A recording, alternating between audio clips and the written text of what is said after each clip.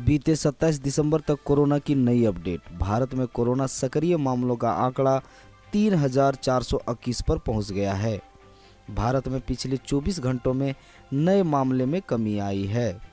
26 दिसंबर 2022 की सुबह 8 बजे केंद्रीय स्वास्थ्य एवं परिवार कल्याण मंत्रालय द्वारा जारी आंकड़े के मुताबिक 24 घंटों के दौरान देश में 157 नए मामले सामने आए।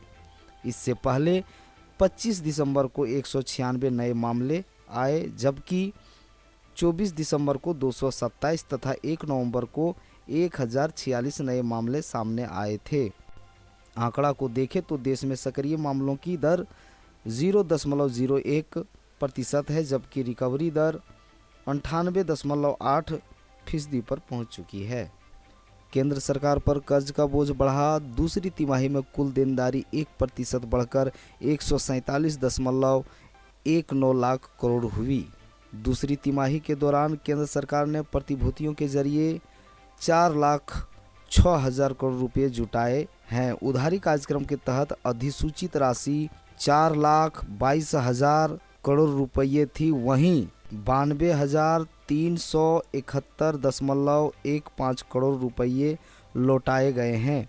1 जुलाई 2022 से 30 सितंबर 2022 के दौरान डॉलर के मुकाबले रुपया नीचे आया है। डॉलर के मुकाबले रुपया 3.11% नीचे आया है। मायावती ने कहा, ओबीसी आरक्षण में गड़बड़ी भाजपा को पड़ेगा भारी। बसपा सुप्रीमो मायावती ने कहा कि यूपी में बहुप्रतीक्षित निकाय चुनाव में अन्य पिछड़ा वर्ग को संवैधानिक अधिकार के तहत मिलने वाले आरक्षण को लेकर सरकार की कारगुजारी का संज्ञान लेने संबंधी हाईकोर्ट का फैसला सही मायने में भाजपा व उनकी सरकार की ओबीसी एवं आरक्षण विरोधी सोच व मानसिकता को प्रकट करता है। इस गलती की सजा ओबीसी समाज भाजपा को जरूर देगा। मायावती ने मंगलवार को ट्वीट करके कहा है कि राज्य सरकार को सुप्रीम कोर्ट के निर्देश का पूरी निष्ठा व ईमानदारी से पालन करते हुए ट्रिपल टेस्ट के आधार पर ओबीसी आरक्षण की व्यवस्था को समय से निर्धारित करते हुए चुनाव की प्रक्रिया को अंतिम रूप देना था, जो सही से नहीं हुआ। यूपी में ठंड और कोहरे का कहर, जमीन से आसमान तक यातायात ध्वस्त। यूपी में ठंड और कोहरे का असर इस कदर बढ़ा कि सड़क से लेकर हवाई मार्ग तक यातायात ध्वस्त हो गया। मंगलवार को दिल्ली मुंबई रूटों से स्वर्ण शताब्दी सहित 67 ट्रेनें 1 से 8 घंटे तक लेट आई। इससे सुबह से शाम तक प्लेटफॉर्मों पर भीड़ रही। स्पाइस जेट की मुंबई की फ्लाइट भी नहीं आ पाई। यूपी की पहली मुस्लिम पायलट सानिया मिर्जा ने मुख्यमंत्री योगी आदित्यनाथ से की मुलाकात। उत्तर प्रदेश की पहली मुस्लिम महिला पायलट बनने वाली सानिया मिर्जा ने बुधवार को मुख्यमंत्री योगी आदित्यनाथ से उनके आवास पर मुलाकात की। इस मौके पर अल्पसंख्यक कल्याण राज्य मंत्री दानिश आजाद अंसारी भी मौजूद रहे।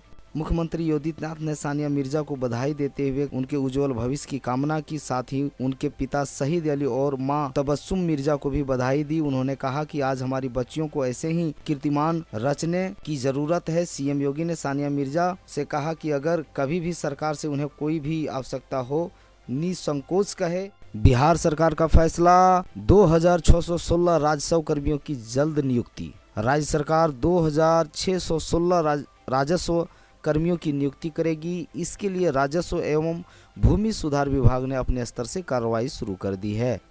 अगले कुछ माह में नियुक्ति की प्रक्रिया पूरी कर ली जाएगी। इस नियुक्ति के बाद राजस्व कर्मियों के सारे पद भर जाएंगे। पिछले दिनों राज्य सरकार ने निर्णय लिया था कि अब कोई हल्का बगैर राजस्व कर्मियों के नहीं होगा। इस क्रम में 4,325 राजस्व कर्मियों की नियुक्ति की गई। इस नियुक्ति के बाद भी 2,616 पद रिक्त रह गए थे। लिहाजा विभाग ने इन रिक्त पदों पर नियुक्ति का निर्णय लिया। कामाख्या एक्सप्रेस ट्रेन पर शराब तस्करों ने की रोड़ेबाजी। बख्तियारपुर में रेल थाना क्षेत्र के बरियारपुर इंजीनियरिंग कॉलेज के समीप गांधीधाम कामाख्या एक्सप्रेस से शराब की खेप उतार रहे 3 बदमाशों को रेल पुलिस ने धर दबोचा।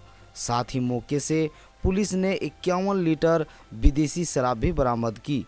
शराब तस्करों ने इस दौरान पुलिस से बचने के लिए ट्रेन पर रोड़ेबाजी भी की। बख्तियारपुर में कोचिंग संचालिका के साथ दुष्कर्म करने की कोशिश, हुआ एफआईआर। बख्तियार थाना क्षेत्र के केवल बिगहा में एक आपराधिक किस्म के युवक ने घर घुसकर एक कोचिंग संचालिका के साथ दुष्कर्म करने की कोशिश की।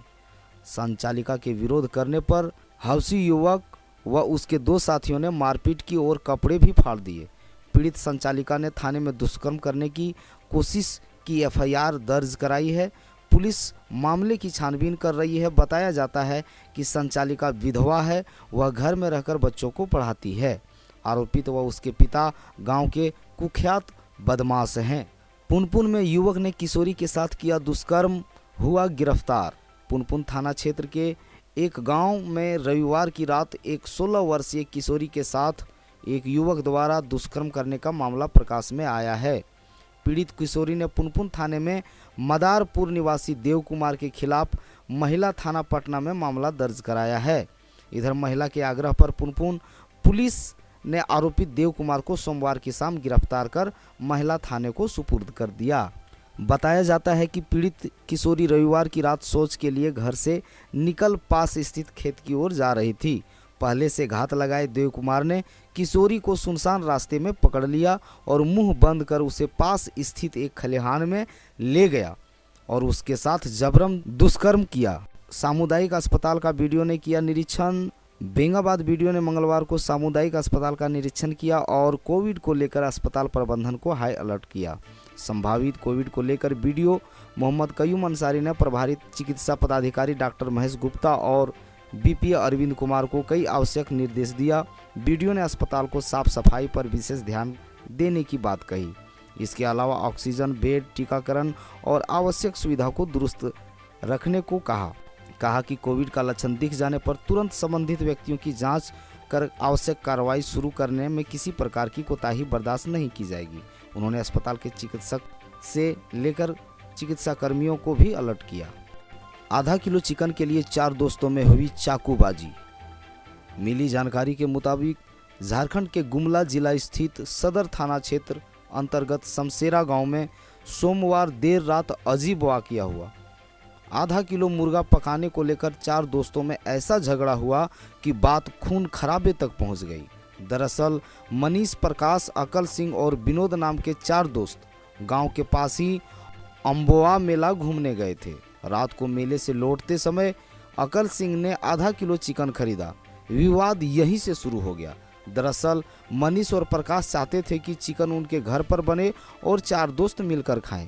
वहीं विनोद चाहता था कि चिकन उसके घर पर पकाया जाए और वो इसे केवल अकल सिंह के साथ खाए। अकल सिंह का खरीदा गया आधा किलो चिकन किसके घर पर बनेगा, इस बात को लेकर झगड़ा हो गया।